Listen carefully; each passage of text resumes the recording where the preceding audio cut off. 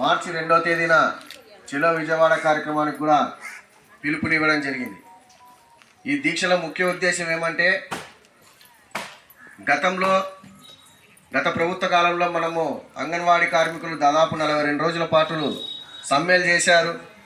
ఆ సమ్మె సందర్భంగా గత ప్రభుత్వము చర్చల్లో కొన్ని సమస్యలు మాత్రమే పరిష్కరించారు. కనీసం జీతము పెంచే విధంగా కూడా ఆలోచన చేయకుండా గత ప్రభుత్వము ఆ రకంగా ఆలోచన చేసి ఆ రకంగా చర్చలు జరగకుండా ఆ రకంగా అంగన్వాడీ కార్మికులను మోసం చేసింది.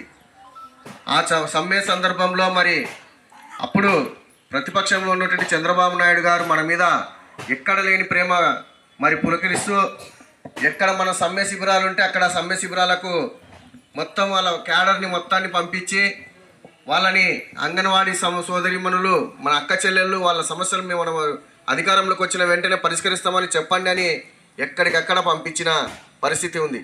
ఆయన కుప్పంలో ఆయన పాల్గొంటూ మన అంగన్వాడీ సోదరిమణులను మాట్లాడుతూ, మేము అధికారంలోకి వచ్చిన 100 రోజుల్లోనే అంగన్వాడీ కార్మికులకు అందరికీ జీతాలు పెంచుతామని చెప్పాడు. అంగన్వాడీల సమస్యలు ఏవైతే ఉన్నాయో 12 డిమాండ్లు అవన్నీ పరిష్కరిస్తామని చెప్పి ఆ రోజు హామీ ఇచ్చాడు. అదేవిధంగా రాష్ట్రంలో ఉన్నటువంటి అన్ని అంగన్వాడీ శిబిరాలకు కూడా టీడీపీ నాయకులంతా ఎక్కడికక్కడ వెళ్ళి మా నాయకుడు ఈ విధంగా చెప్పాడు, మేము ఖచ్చితంగా మీకు అన్ని రకాలుగా సహాయ సహకారాలు అందిస్తామని చెప్పారు. కానీ అధికారంలోకి వచ్చిన వెంటనే